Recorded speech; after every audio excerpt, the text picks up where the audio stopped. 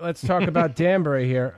This one we're kind of catching up with you on. Yeah. The Danbury State Fair inventory. Now, you went up and looked at a bunch of the things Lake George, to buy them back for Danbury, some of this stuff. Tell us where that's at. Yes. Yeah, I had a great meeting yesterday with a gentleman who owns about 200 pieces from the State Fair. If you remember, there are all kinds of animals and people that they would, mock people that they would make up and statues, things like that. So we looked at them, and obviously we can't afford to buy all 200 of them. The stuff has actually grown in value. You put on eBay, it sells fairly well. But I think we pretty much have a deal locked up for the big Uncle Sam. Nice. Yeah, and that Uncle Sam is 38 feet high, and he was very generous. He wants it to come back to Danbury, so we're all on the same page. And it was a great day to kind of go through all this nostalgia and look at all this stuff and remember it. And there's some other pieces that we may be interested in as well. But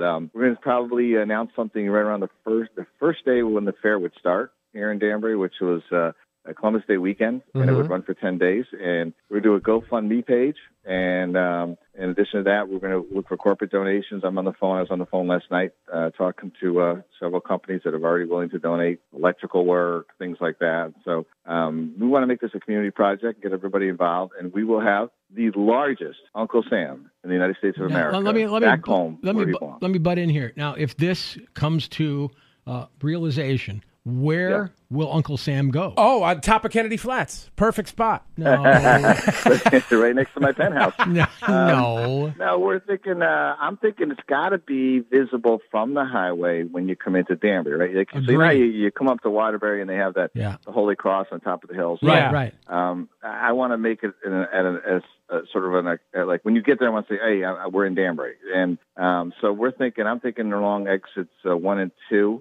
984. I've got a couple spots there that we're working on. It's going to be lit up. It's got Jack is giving us the raw iron fence that goes around it, which is, believe it or not, it's worth a couple $1,000. Mm-hmm. And all of the accoutrements that you need to put them up. But we need to put them in storage for the winter, clean them up, get them painted. I got to find a fiberglass guy. If anybody out there does that kind of work, please contact my office. And we're really excited. I'm excited about this stuff. You could build high school wings, and you can refurbish tennis courts, and you can add on that open space, but it's not as much fun as putting up Uncle Sam. Not as sexy. No. People love this stuff. If you're just joining us, we're talking to Danbury Mayor Mark Boughton in his regular weekly spot, and he's talking about bringing back this giant Uncle Sam statue that used to be at the Danbury Fair many years ago, and it's been living where, in Lake George, you said? He's been up in Lake George at a place called the Magic Forest, and the guy up there it's just acres of stuff, and he's getting out of the business and